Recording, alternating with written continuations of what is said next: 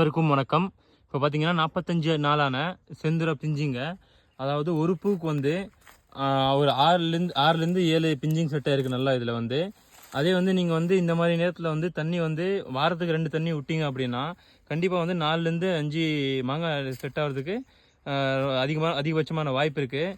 அதனால் இந்த மாதிரி நேரத்தில் மட்டும் நீங்கள் வந்து தண்ணி வந்து பராமரிப்பு செய்கிறது ரொம்ப நல்லது. இப்போ பார்த்தீங்கன்னா இந்த செடி ஃபுல்லாக கம்ப்ளீட்டாக வந்து பிஞ்சிங்கெல்லாம் நல்லா செட்டாக இருக்குது பாருங்கள். நாங்கள் வந்து 45 நாளில் வந்து அதாவது 3 தண்ணி கட்டியிருக்கோம் இப்போ வரைக்கும். இப்போ வந்து வாரத்துக்கு 2 தண்ணி கட்டிகிட்டே இருக்கோம்.